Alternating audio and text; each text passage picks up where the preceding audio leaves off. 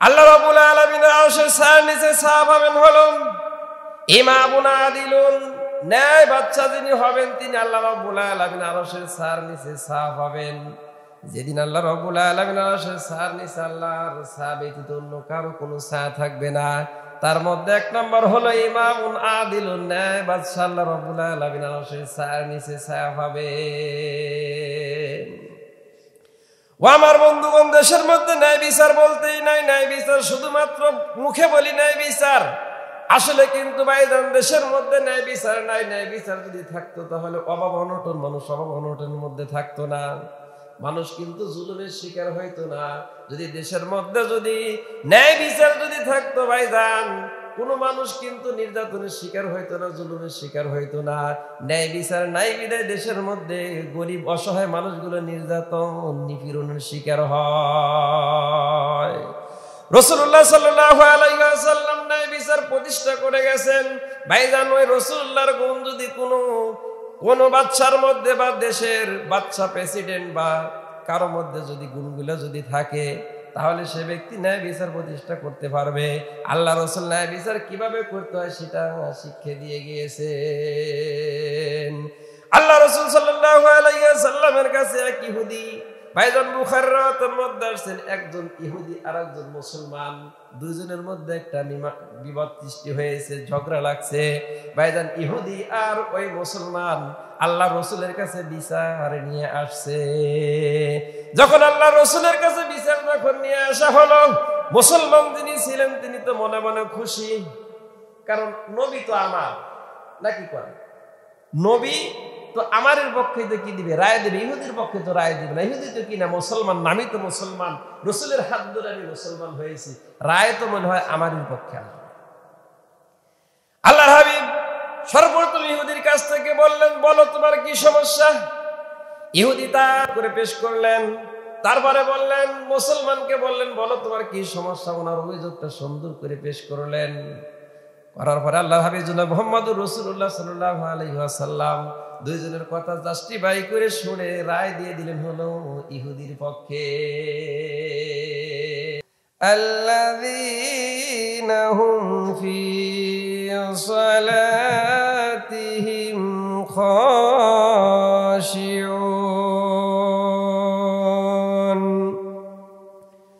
ওয়াল্লাযীনা হুম আনিল লাগবি মুরিদুন ওয়াল্লাযীনা হুম লিয-যাকাতি ফাঈলুন ওয়াল্লাযীনা হুম লিফুরুজিহিম হাফিজুন।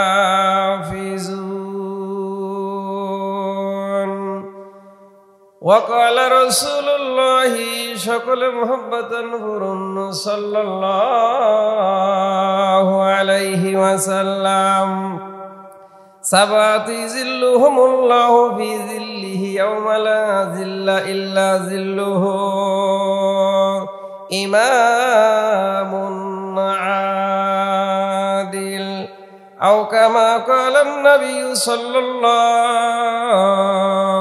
আলাইহি ওয়াসাল্লাম, ইন্নাল্লাহা ওয়া মালাইকাতাহু ইউসাল্লুনা আলান নাবিয়্যি, ইয়া আইয়ুহাল্লাযীনা আমানু সাল্লু আলাইহি ওয়া সাল্লিমু তাসলিমা। বালাগাল উলা বিকামালিহি কাশাফাদ দুজা বিজামালিহি, হাসানাত জামিউ খিসালিহি,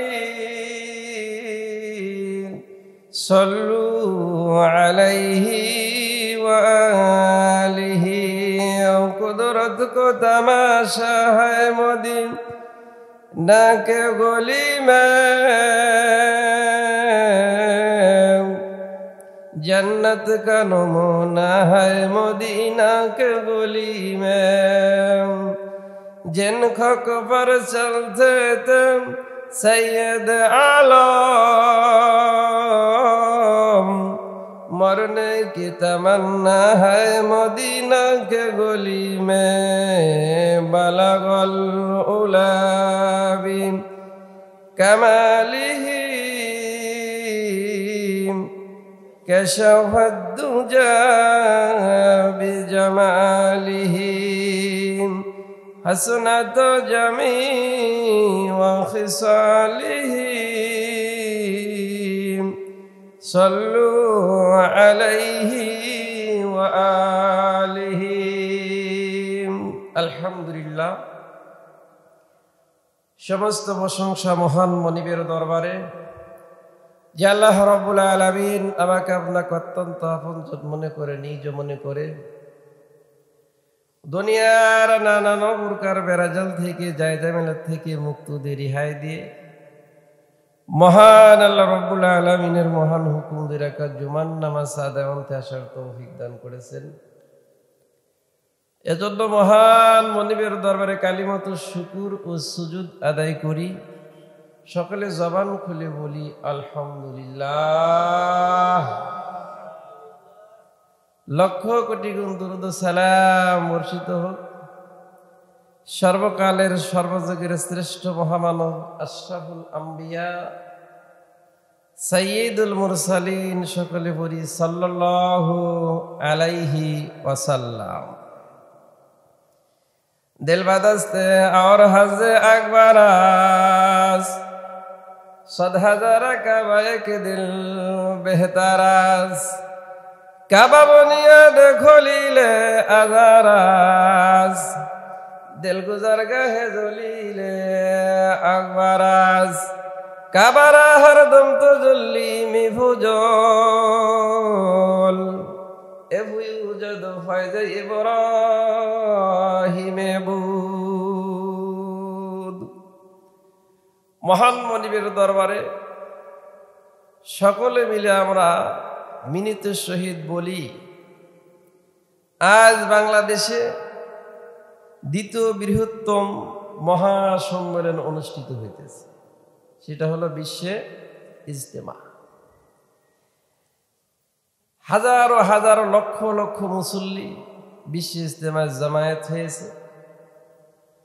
ওখানে বিভিন্ন দেশ থেকে, বিভিন্ন প্রান্ত থেকে হাজারো লক্ষ মুসল্লি একত্রিত হয়েছে। ওখানে জুমার নামাজ আদায় হয়। ওখানে শত শত হাজারো হাজারো ওলির আগমন ঘটেছে, এর মধ্যে কি নাই কোনো সন্দেহ নাই। আল্লাহ রাব্বুল আলামিনের কাছে দরখাস্ত দেই সর্বপ্রথম, আল্লাহ বিশ্বের ইজতেমায় হাজারো হাজারো ওলির আগমন ঘটেছে, আল্লাহ তাদের প্রতি তুমি সন্তুষ্টি।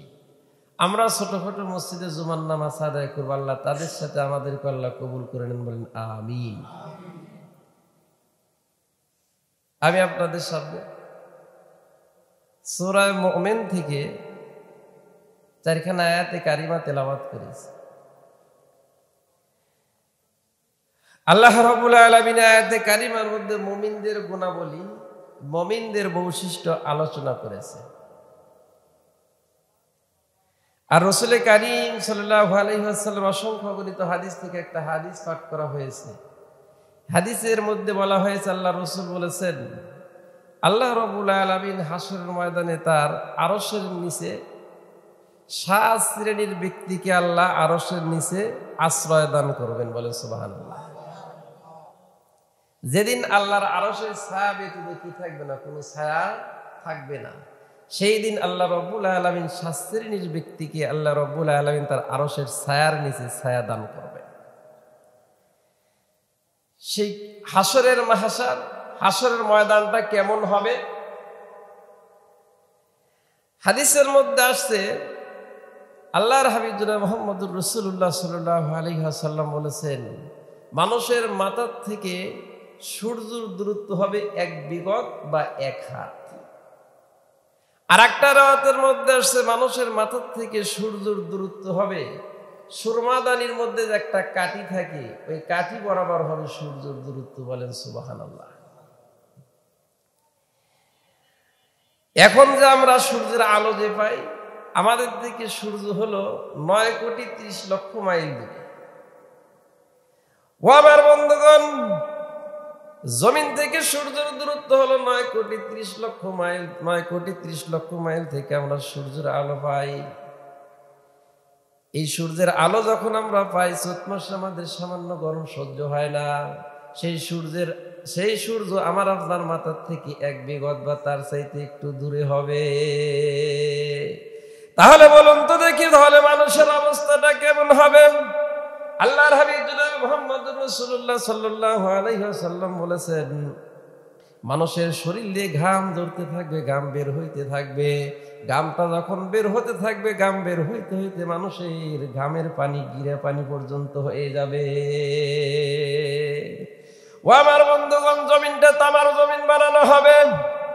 আচ্ছা বলুন তো দেখি, তামার জমিন বানানোর মধ্যে রহস্যটা কি? অন্য অন্য ধাতু পদার্থ তো আরো তো আছে, সোনা আছে, রূপা আছে, লোহা আছে, ওগুলো দিয়ে জমিনটা তো বানাইতে পারতো আল্লাহ রাব্বুল আলামিন। তামার জমিন কি জন্য বানাবেন? তামার মধ্যে একটা বৈশিষ্ট্য আছে, সে বৈশিষ্ট্যটা হলো এই, তামাকে যখন হিট দেওয়া যখন হয়, তাপ দেওয়া যখন হয়, তামার এ সাইডে যে পরিমাণ হিট হবে, অপর সাইডে সেই পরিমাণ হিট হয়। সীসার মধ্যে এক সাইডে তাপ দিবেন, এক সাইডে বেশি তাপ হবে, অপর সাইডে কম তাপ হবে। লোহার মধ্যে এক সাইডে তাপ দিবেন, ওই এক সাইডে তাপ বেশি হবে, অপর সাইডে তাপ কম হবে। স্বর্ণের মধ্যে এক সাইডে তাপ দিবেন, এক সাইডে তাপ বেশি হবে, অপর সাইডের মধ্যে তাপ কম হবে। কিন্তু তামা এমন একটা পদার্থটাকে যখন তাপ দেওয়া হবে, এক সাইডে তাপ দিবেন, যে সাইডে তাপ দিবেন, যে তাপ হবে তার বিপক্ষের সাইডের সেই পরিমাণ তাপ হবে। জমিনটা হবে তামার জমিন। মানুষের শরীর থেকে ঘাম ধরতে থাকবে, এমন ঘাম বের হবে, এমন ঘাম মানুষের হাঁটু পর্যন্ত, এক রাতের মধ্যে আসছে হাঁটু পর্যন্ত পানি হয়ে যাবে, ঘামের পানি হয়ে যাবে। অপর রাতের মধ্যে আসছে যে ঘামের পানিগুলো মানুষের মাজা পরিমাণ পানি হয়ে যাবে।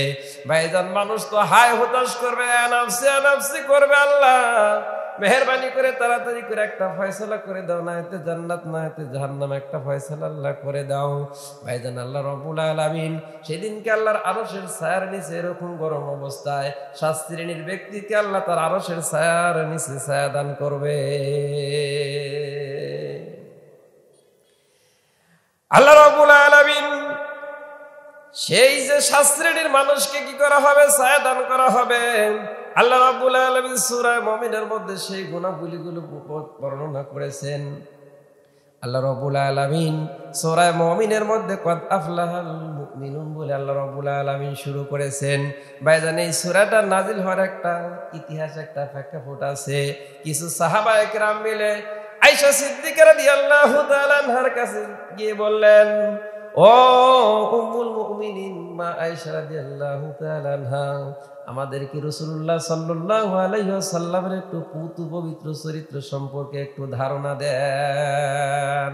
রাসূলুল্লাহর চরিত্র কেমন ছিল, একটু চরিত্রের একটু বর্ণনা দেন।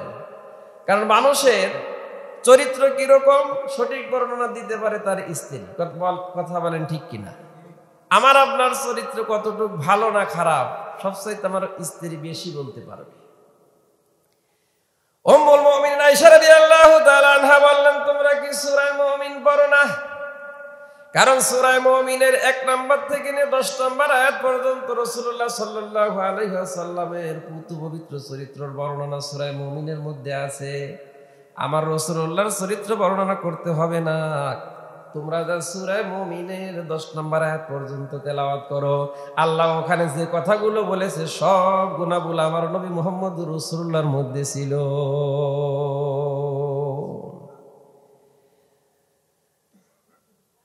তাফসীরে জারির আল্লামা জারির রাহমাতুল্লাহ আলাইহি, উনি হযরত কাতাদা রাহমাতুল্লাহ আলাইহি থেকে বর্ণনা করেছেন। আর হযরত কাতাদা হযরত কাব ইবনে মালিক রাদিয়াল্লাহু তাআলা আনহু থেকে বর্ণনা করেছেন। মালিক রাদিয়াল্লাহু তাআলা আনহু বলেন, আল্লাহ রাব্বুল আলামিন 3টা জিনিস তার কুদরতি হাত দ্বারা বানাইছেন। কয়টা জিনিস? 3টা জিনিস আল্লাহ কুদরতি হাত দ্বারা বানাইছেন। আর যা সব আমরা দেখি, যত মাখলুকাত দেখি, আল্লাহ শুধু বলছেন কোন, হয়ে যাও, সাথে সাথে হয়ে গেছে। আর তিনটে জিনিস আল্লাহর নিজ কুদরতি হাত দ্বারা বানাইছে। হযরত কাব ইবনে মালিক রাদিয়াল্লাহু তাআলা আনহু বলেন, আল্লাহ রাব্বুল আলামিন তিনটা জিনিস তার কুদরতি হাত দ্বারা বানাইছেন। এক নম্বর হলো বাবা আদম আলাইহিস সালামকে সর্বপ্রথম আল্লাহ রাব্বুল আলামিন কাদাযুক্ত মাটি দ্বারা আল্লাহ রাব্বুল আলামিন কুদরতি হাত দ্বারা বানাইছেন। দুই নম্বর হলো জলিলুল কদর পয়গম্বর হযরত মুসা আলাইহিস সালামের উপরে যে কিতাবখানা নাজিল হয়েছিল, সে কিতাবের নাম হলো তাওরাত। আল্লাহ রাব্বুল আলামিন এই তাওরাত কিতাবটা আল্লাহ রাব্বুল আলামিন নিজ কুদরতি হাত দ্বারা লিখেছেন। তিন নম্বর হলো 8টা জান্নাতের মধ্যে একটা জান্নাতের, যে জান্নাতের নাম হলো জান্নাতে আদম। আল্লাহ রাব্বুল আলামিন জান্নাতে আদমকে আল্লাহ রাব্বুল আলামিন তার নিজ হাত দ্বারা বানাইছেন। আল্লাহ রাব্বুল আলামিন যখন জান্নাতে আদমকে যখন বানাইলেন, বানানোর পরে আল্লাহ রাব্বুল আলামিন জান্নাতে আদমকে বললেন, ও জান্নাতে আদম রে, তুমি এখন একটু কথা বলো। ভাইজান তাফসীরের মধ্যে আসছে, আল্লাহর হাবিব বলেছেন, সর্বপ্রথমে জান্নাতে আদমকে যখন আল্লাহ রাব্বুল আলামিন কথা বলার জন্য অনুমতি দিলেন, জান্নাতে আদম সর্বপ্রথম সূরা মুমিন থেকে পড়া আরম্ভ করলেন। বলেন সুবহানাল্লাহ, ক্বাদ আফলাহাল মুমিনুন আল্লাযীনা হুম ফী صلاتهم خاشعون والذين هم عن اللغو معرضون والذين هم للزكاة فاعلون والذين هم لفروجهم حافظون إلا على أزواجهم أو ما ملكت أيمانهم فإنهم غير ملومين فمن ابتغى وراء ذلك فأولئك هم العادون والذين هم لأماناتهم وعهدهم راعون والذين هم على صلواتهم يحافظون أولئك هم الوارثون। এই 10খানা আয়াত জান্নাতে আদম তেলাওয়াত করলেন। যখন জান্নাতে আদম 10খানা আয়াত তেলাওয়াত করলেন, আল্লাহ রাব্বুল আলামিন এর ওয়াদা অনুযায়ী, ঘোষণা অনুযায়ী, আমার মুমিন কোন বান্দার মধ্যে এই গুণগুলা যদি থাকে, আল্লাহ নিজ জিম্মায় বান্দাকে জান্নাতের মধ্যে প্রবেশ করাবে।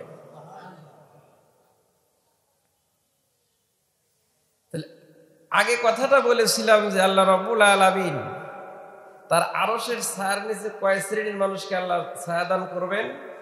7 শ্রেণীর মানুষকে আল্লাহ রাব্বুল আলামিন তার আরশের ছায়ার নিচে আল্লাহ রাব্বুল আলামিন কি করবেন?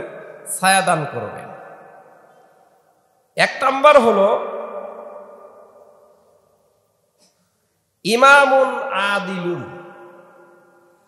1 নম্বর কি? ইমামুন আদিল, আদেল ইমাম, ন্যায়পরায়ণ বাদশা।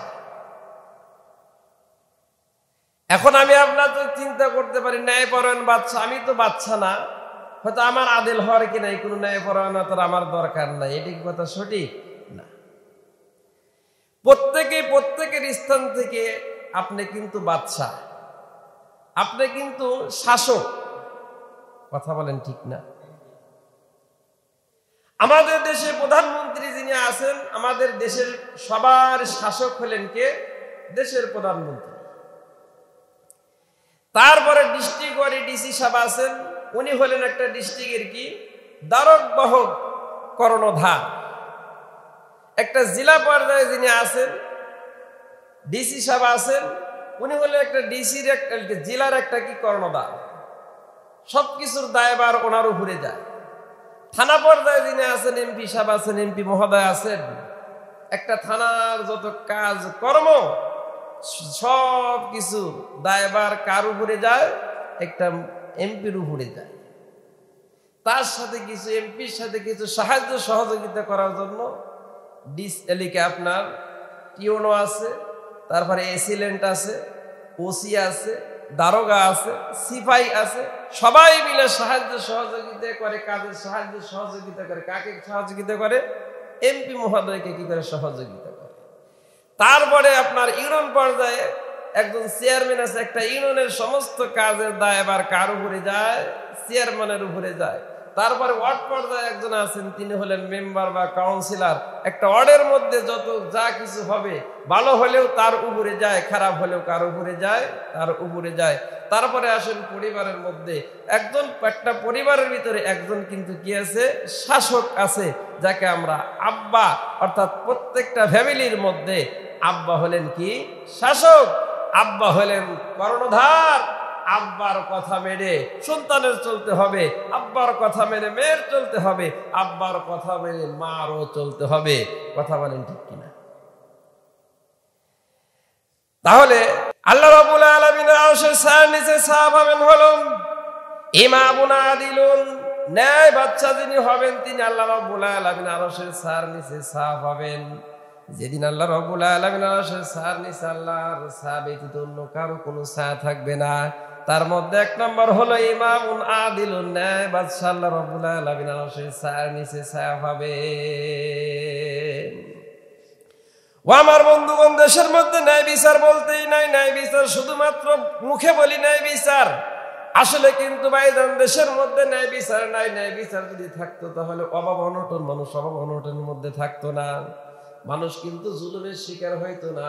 যদি দেশের মধ্যে যদি ন্যায় বিচার যদি থাকতো ভাইজান, কোনো মানুষ কিন্তু নির্যাতনের শিকার হইতো না, জুলুমের শিকার হইতো না। ন্যায় বিচার নাই বিধায় দেশের মধ্যে গরিব অসহায় মানুষগুলো নির্যাতন নিপীড়নের শিকার হয়। রাসূলুল্লাহ সাল্লাল্লাহু আলাইহি ওয়াসাল্লাম ন্যায় বিচার প্রতিষ্ঠা করে গেছেন। ভাইজান ওই রাসূলুল্লাহর গুণ যদি কোন বাচ্চার মধ্যে বা দেশের বাচ্চা প্রেসিডেন্ট বা কারো মধ্যে যদি গুণগুলো যদি থাকে, তাহলে সে ব্যক্তি ন্যায় বিচার প্রতিষ্ঠা করতে পারবে। আল্লাহ রাসূল ন্যায় বিচার কিভাবে করতে হয় সেটা শিক্ষা দিয়ে গিয়েছেন। আল্লাহ রাসূল সাল্লাল্লাহু আলাইহি ওয়াসাল্লামের কাছে এক ইহুদি, ভাইজান বুখারীর রাওয়াতের মধ্যে আসছেন, একজন ইহুদি আর একজন মুসলমান, দুইজনের মধ্যে একটা বিবাদ সৃষ্টি হয়েছে, ঝগড়া লাগছে। ভাইজান ইহুদি আর ওই মুসলমান আল্লাহ রসুলের কাছে বিচার নিয়ে আসছে। যখন আল্লাহ রসুলের কাছে বিচার যখন নিয়ে আসা হলো, মুসলমান যিনি ছিলেন তিনি তো মনে মনে খুশি, কারণ নবী তো আমার, নাকি করেন? নবী তো আমারের পক্ষে তো কি দিবে? রায় দিবে। ইহুদির পক্ষে তো রায় দিবে না। ইহুদি তো কি না, মুসলমান, নামি তো মুসলমান, রসুলের হাত ধরে আমি মুসলমান হয়েছি, রায় তো মনে হয় আমারই পক্ষে আসবে। আল্লাহর হাবিব সর্বপ্রথম ইহুদির কাছ থেকে বললেন, বলো তোমার কি সমস্যা? ইহুদি তা করে পেশ করলেন। তারপরে বললেন, মুসলমানকে বললেন, বলো তোমার কি সমস্যা? ওনার অভিযোগটা সুন্দর করে পেশ করলেন। করার পরে আল্লাহর হাবিব জনাব মুহাম্মদুর রাসূলুল্লাহ সাল্লাল্লাহু আলাইহি ওয়াসাল্লাম দুইজনের কথা জাস্টিফাই করে শুনে রায় দিয়ে দিলেন হলো ইহুদির পক্ষে। মুসলমানের মনটা খারাপ, কারণ যে রায় গেছে কার পক্ষে? ইহুদির পক্ষে। এখন মুসলমান মনটা খারাপ, আস্তে আস্তে করে উঠে বললেন যে রাসূলুল্লাহ, রায়টা আমার কাছে বেশি একটা পছন্দ হলো না। নাউজুবিল্লাহ বলেন। রাসূলুল্লাহর রায় মুসলমানের কিনা পছন্দ না। ইহুদি আর মুসলমান হযরত ওমর রাদিয়াল্লাহু তাআলা আনহুর বাড়িতে চলে গেলেন। ওমর রাদিয়াল্লাহু তাআলা আনহুকে ডাক দিয়ে বলেন, ভাই ওমর, আপনি কি বাড়ি আছেন? হ্যাঁ, আমি বাড়ি আছি, একটু বাহিরে বের হয়ে আসেন। ওমর রাদিয়াল্লাহু তাআলা আনহু বাহিরে বের হয়ে আসলেন। বললেন, কি তোমাদের সমস্যা? কয়, ভাই ওমর, আমি মুহাম্মদুর রাসূলুল্লাহ সাল্লাল্লাহু আলাইহি ওয়াসাল্লামের কাছে আমি একটা বিচার নিয়ে গিয়েছিলাম, ইহুদির সাথে একটা বিষয় নিয়ে। রায়টা রাসূলুল্লাহ ইহুদির পক্ষে দিয়েছে। আপনার কাছে আমি সানি বিচার আমি চাই। আপনি আমাদের দুজনের কথাটা শুনে আপনি আমাদের মাঝে একটা বিচার কইরা দেন। ওমর তো সেই মানুষ। ওমর কয়, ঠিক আছে, বসো, আমি ঘর থেকে আসি। হযরত ওমর রাদিয়াল্লাহু তাআলা আনহু ঘরের মধ্যে চলে গেলেন। ঘরের মধ্যে যাওয়ার পরে নাঙ্গা একটা তলোয়ার নিয়ে আসছেন। ওমর রাদিয়াল্লাহু তাআলা আনহু বলেন, এখন বলো তোমাদের সমস্যাটা কি? ভাইজান, মুসলমান তো ওনার অভিযোগটা আবার বলা শুরু করে দিয়েছে, ইহুদি ওনার অভিযোগটা বলা শুরু করে দিয়েছেন। মুসলমানদের ডাক দেয়, বলে তো রাসূলুল্লাহ কি ফয়সালা দিয়েছে? কয় রাসূলুল্লাহ তো ইহুদির পক্ষে ফয়সালা দিয়েছে। আমার কাছে আসছো কি জন্য? কয় সানি বিচার করার জন্য আসছি। যখনই বলেছে সানি বিচার করার জন্য আসছি, সাথে সাথে ওমর রাদিয়াল্লাহু তাআলা আনহুর রাঙ্গা তরবারটা ঘাড়ের মধ্যে লাগায় দিল। তরবারটা যখন ঘাড়ের মধ্যে লাগিয়ে দিয়েছে, সাথে সাথে শরীর থেকে মাথাটা বিচ্ছিন্ন হয়ে গেল। রাসূলুল্লাহ সাল্লাল্লাহু আলাইহি ওয়াসাল্লামের কাছে ঘটনা চলে গেল। রাসূলুল্লাহ সাল্লাল্লাহু আলাইহি ওয়াসাল্লাম ওমরের ডাক দিয়ে বলে, ওমর রে, তুমি একটা মুসলমানকে কি জন্য হত্যা করলা? ইয়া রাসূলুল্লাহ, হাবিবাল্লাহ, হুজুর, যেই মুসলমান নাকি আপনি রাসূলুল্লাহর বিচারের ছানি করার জন্য আমার কাছে আসছে, আপনি হলেন ন্যায় বিচারের প্রতিষ্ঠিত আল্লাহ রাব্বুল আলামিন, ন্যায় বিচার করার জন্য আল্লাহ আপনারে পাঠাইছেন। আপনি বিচার করে দিয়েছেন, আপনার বিচার পছন্দ হয় না, দ্বিতীয়বার আমার জন্য বিচারের জন্য আসছে। সেটা কি মুসলমান না মুনাফিক? সেটা তো মুসলমান না, ও তো বড় একটা মুনাফিককে মারার জন্য আমার উপরে ওয়াজিব হয়ে গেছে। আপনার বিচার মানে নাই, আমার কাছে আসছে বিচার চাওয়ার জন্য, আপনার বিরুদ্ধে বিচার চাওয়ার জন্য আসছে। এটা মুসলমান? এটা তো মুসলমান, এটা তো মুনাফিক, একে তো অবশ্যই কতল করতে হবে। ওমর ফারুক রাদিয়াল্লাহু তাআলা আনহু ছেলে। ওমর ফারুক রাদিয়াল্লাহু তাআলা আনহু মদিনার গভর্নর, রাসূলুল্লাহ নাই, মদিনার গভর্নর, মদিনার শাসক। আর শামের শাসক হলো আমর ইবনুল আস রাদিয়াল্লাহু তাআলা আনহু। ওনার একজন ছেলে ছিল, যার নাম ছিল আবু শামা। আবু শামা মিশরে থাকে। তো আবু শামা হঠাৎ একদিন খেজুর বীজাণু পানিটা কি বলা হয়? নবিজ বলা হয়। খেজুর বীজাণু পানিকে কি বলা হয়? নবিজ বলা হয়। এটা যদি বেশি মাত্রায় যদি হয়, এর ভিতরে মাতলামি ভাব চলে আসে, তখন এটা সুকুর হয়ে যায়, নিশা জাতীয় দ্রব্য হয়ে যায়। আগের মানুষটা গুলো খাইতো, খেজুর বীজায় খাইতো, খেজুর বীজাণু পানি খাইতো। তো ঘটনাক্রমে একদিন হয়তো বেশি খাওয়া হয়ে গেছে, আবু শামার মধ্যে আপনার একটা সুকুর মাতলামি ভাব চলে আসছে। মাতলামি ভাব যদি আসে, তাহলে এটা কি মদের হুকুম হয়ে যায়? আবু শামা ওই আমর ইবনুল আস রাদিয়াল্লাহু তাআলা আনহু, মিশরের গভর্নর, ওনার দরবারে চলে গেছে। যা বলতেছে, মিশরের গভর্নর আমর ইবনুল আস, মারাত্মক ধরনের একটা ভুল করে ফেলেছি। কি আপনি ভুল করেছেন? আমি আজকে সকালবেলা নবীজের পানি খাইছি, খাওয়ার পর আমার মধ্যে মাতলামির ভাব শুরু হয়ে গেছে। অর্থাৎ আমার মনে হইতেছে আমি মদ পান করেছি, আসলে তো মদ না, খেজুর বীজাণু পানি, নবীজ পান করেছি। আমার মধ্যে মাতলামি ভাব শুরু হয়ে গিয়েছিল, মেহেরবানি করে আমাকে রাষ্ট্রীয়ভাবে বিচার করে। ও আমার বন্ধুগণ, মদ যদি পান করে তাহলে তাকে কমাস কম 40টা বেত্রাঘাত করতে হবে, এটা আল্লাহ রাব্বুল আলামিনের বিধান। আমর ইবনুল আস রাদিয়াল্লাহু তাআলা আনহু তাকে 40টা বেত্রাঘাত করলেন।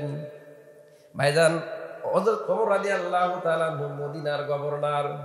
যখন ওমর রাদিয়াল্লাহু তাআলা আনহুর কাছে কথাটা যখন চলে আসলো, ওমর রাদিয়াল্লাহু তাআলা আনহু বললেন, আমার ছেলেকে আমার দেশের মধ্যে, মদিনার মধ্যে পাঠায় দাও। হযরত ওমর রাদিয়াল্লাহু তাআলা আনহুর কাছে যখন ওনার ছেলে, যখন আবু শামা যখন আসলেন, ওমর রাদিয়াল্লাহু তাআলা আনহু রাগ সহ্য করতে পারলেন না। আমি একজন মদিনার শাসক, আমি একজন মদিনার গভর্নর, আমার ছেলে তুমি নবীজ পান করে তোমার মধ্যে মাতলামি সুকুর ভাব আসছে, তোমার মধ্যে তো অবশ্যই তোমার মধ্যে সুকুর অর্থাৎ মাতলামি ভাব আসছে। আমর ইবনুল আস, মিশরের গভর্নর, যে বিচার করেছো, বিচার তো হয়েছে, আমি আরো তোমাকে বেশি করে প্রহার করব। ভাইজান, ইতিহাসের মধ্যে আসছে হযরত ওমর রাদিয়াল্লাহু তাআলা ওনার ছেলেকে আরো বেশি করে পিঠাইলেন, এমন ভাবে মার দিলেন যে ওই মারের কারণে 30 দিন বা 35 দিন পরে আবু শামা দুনিয়া থেকে ইন্তেকাল করে চলে গেলেন। আমার সাথে সাথে বলুন, আউযু বিল্লাহি মিনাশ শাইতানির রাজীম।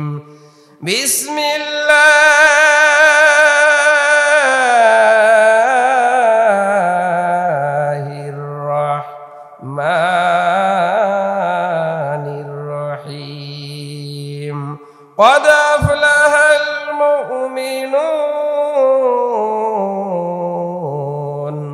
আল্লাযীনা হুম ফি সালাতিহিম খাশিউন।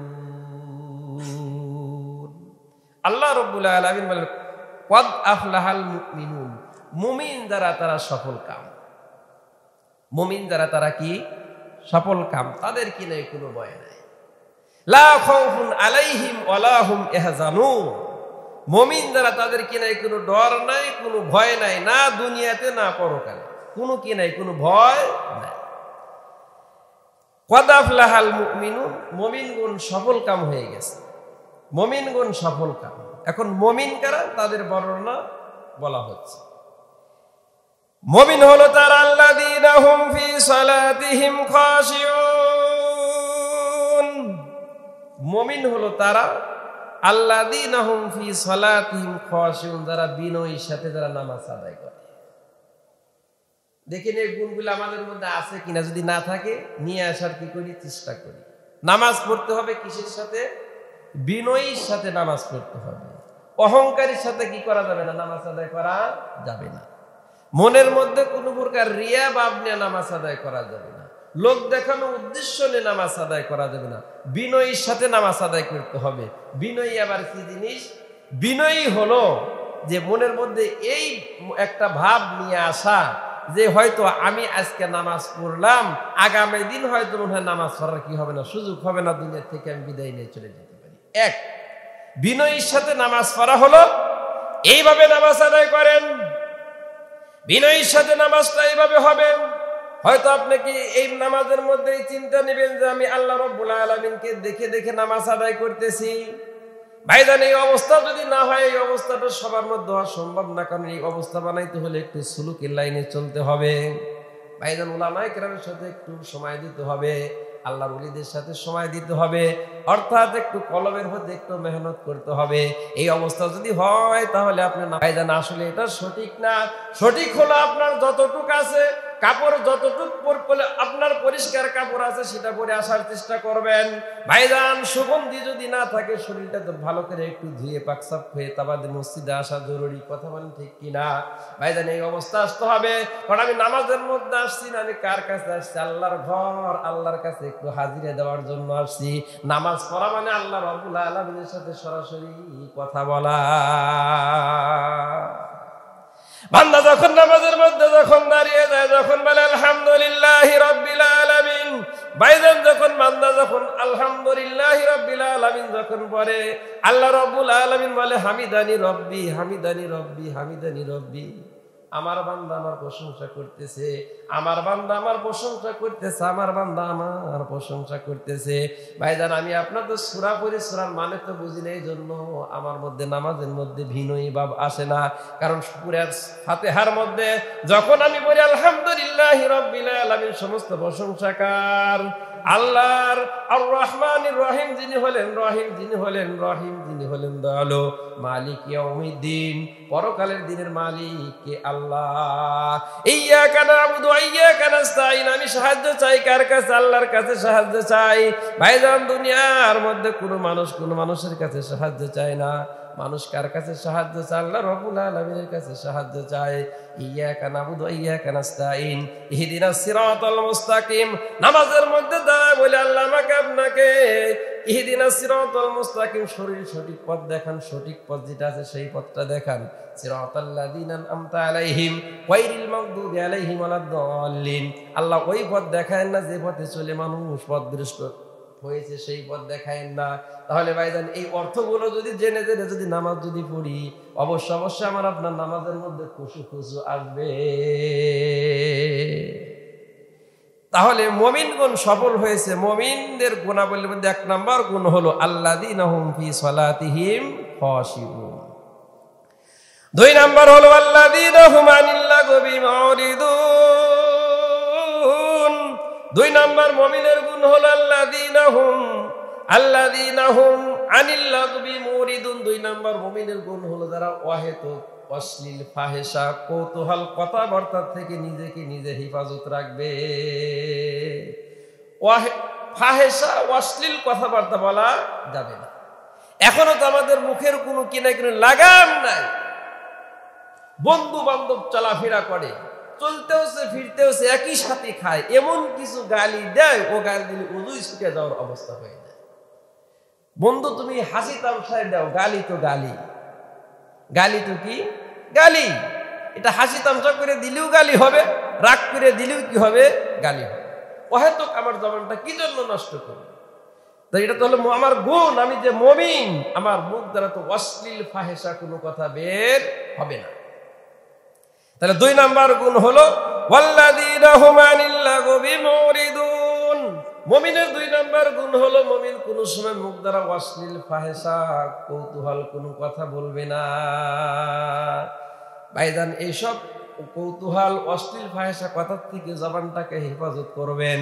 ভাইজান সাহাবায়ে কেরামের জবান ছিল, আমাদেরও জবান, সালফে সালেহিন, তাবে তাবিন, ইমামে মুতাকদ্দিম, মুআখিরিন, তাদেরও জবান ছিল। ভাইজান আমাদেরও জবান, তাদের জবান আর আমাদের জবানের মধ্যে আকাশ পাতাল ব্যবধান হয়ে গেছে।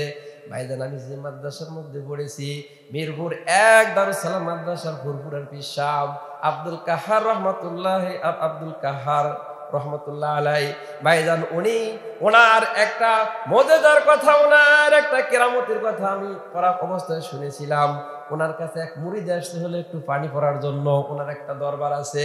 ভাইজান বাৎসরিক 3 দিন ইসলাহি মাহফিল হয়। ভাইজান হাজার হাজার মানুষ আসে, মুরিদদানরা আসছে। সকালবেলা যখন হয়ে যায়, অনেক মানুষ পানি পড়ার জন্য কি সিরিয়াল ধরে। এক মুরিদের কলসির মধ্যে একটু পানি নিয়ে আসছে। ভাইজান উনি ফু দিয়ে দিয়েছে। মুরিদ বলতে, হুজুর আমার কলসির মধ্যে ফু লাগে নাই। দ্বিতীয়বার আবার যখন ফু দিয়েছে, সাথে সাথে কলসটা ছিদ্র হয়ে পানি পড়ে গেছে। এটা আমার নিজ কানের মধ্যে শোনা, পড়া অবস্থায় শুনেছি। উনি যেদিন ইন্তেকাল করলেন 2007 সালে উনি ইন্তেকাল করলেন। ইন্তেকাল করা অর্থাৎ জানাজার নামাজ যখন দাঁড়ানো হয়েছে, ওনার কিছু কেরামতির কথা ওনার ছেলেরা, ওনার কাছের মানুষ, অর্থাৎ ওনার মেয়ে যারা ছিল হলো ডক্টর আব্দুল্লাহ জাহাঙ্গীর, সবাই চেনেন। উনি হয়তো ইন্তেকাল করেছে। ওনার মুখ থেকে আমি সেদিন এই কথাটাই শুনছিলাম যে আমার শ্বশুরের কেরামতির কথা আমি কোনোদিন বলি নাই, আজকে একটা কেরামতির কথা বলে দেই। আমার শ্বশুরের কাছে দ্বিতীয়বার পানির যখন মুরিদ ফু চেয়েছিল, ফু দেওয়ার সাথে সাথে কলস ছিদ্র হয়ে পানি নিচ দিয়ে পড়ে গিয়েছিল। ভাইজান তাদেরও জবান আমাদেরও জবান, কারণ তাদের জবান দ্বারা পড়লে পারে কাজ হয়, আমাদের জবান দ্বারা পড়লে কাজ হয় না। কারণ এইটাই ভাইজান, আমার জবানটাকে তো জবান বানায় রাখতে পারিনি, জবান নষ্ট করে ফেলেছি।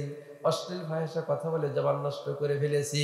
ভাইজান পবিত্র মুখের মধ্যে সিগারেট লাগাইছি, জবান নষ্ট হয়ে গেছে। পবিত্র মুখের মধ্যে গাঁজা ঢুকিয়ে দিয়েছেন, মুখ নষ্ট হয়ে গেছে। পবিত্র মুখের মধ্যে মদ ঢুকিয়েছেন, মুখ নষ্ট হয়ে গেছে। পবিত্র মুখ দ্বারা মানুষকে গালাগালি করছেন, জবানটা নষ্ট হয়ে গেছে। এজন্য খোদার কালাম পড়ে যতই আপনি ফুফা দেন না কেন কাজ হয় না। জবানটাকে হেফাজত করেন, খোদার কালাম পড়ে যেটাই করবেন ইনশাআল্লাহ কাজ হয়ে যাবে। আল্লাহ রাব্বুল আলামিন আমল করার মতো তৌফিক দান করুক, আমিন।